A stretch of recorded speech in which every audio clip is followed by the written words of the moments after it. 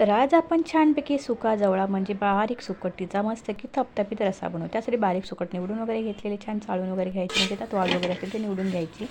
आता इथे बघा छानपैकी भाजून घ्यायची. थोडीशी भाजली की चवीला छान लागते आणि वास येत नाही, जे वशाट वास असतो तो येत नाही. आता इथं भाजून घेतले, थोडी थोडी भाजून घेतले. तेलामध्ये छान लसूण टाकून घेतलेला आहे, कांदा परतून घ्यायचा आहे, टोमॅटो परतून घ्यायचा आहे आणि छानपैकी मस्त त्याची परतून घ्यायचं. मग त्याच्यात टाकायचे थोडीशी हळद, मीठ, मसाला आणि छानपैकी आपल्या चवीनुसार मस्त वांगा बटाटा वगैरे टाकून घ्यायचं. तर मी वांगा बटाटा आणि छानपैकी टाकून घेतलेलं आहे, ते छान परतवून घ्यायचं. तेलामध्ये थोडंसं परतवून घ्यायचं. वांगा बटाटा परतून झालं की टाकायची चवीनुसार आपली हळद, मीठ, मसाला. तिखट मसाला आपला घरचाच आहे. त्याचे बघा रंग पण खूप सुंदर आणि चवीला एक नंबर आहे. अशा प्रकारे मस्त की परतवून घ्यायचं आहे सगळं आणि झणझणीत असा मस्त आपला सुक्कीचा रस्सा बनायचा. म्हणून थोडं जास्तच टाका, तुम्हाला कमी जास्त पाहिजे तर तुमच्यावर आहे, तिखट जास्त पाहिजे की कमी जास्त.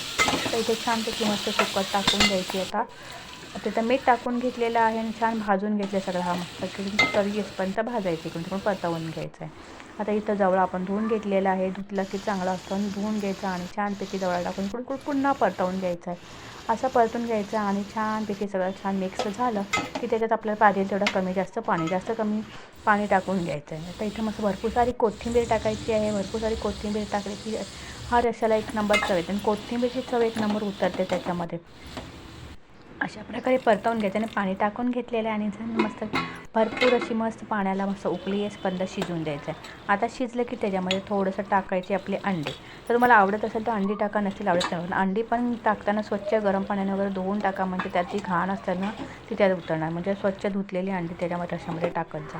ते अंडी टाकलेली आहेत आणि छानपैकी असा हा रस्सा तयार होतो.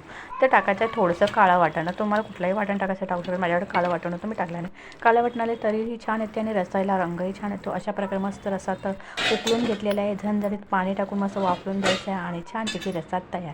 सुकटीचा रस्सा म्हणजे बारक्या जवळा सुकटीचा रस्सा तयार. गावाकडे अशा पद्धतीने केला जातो. भाकरी भातावर एक नंबर, तांदळाच्या भाकरीला एक नंबर लागतो. तुम्हाला कशा पद्धत आवडतं मस्त की सांगा मला.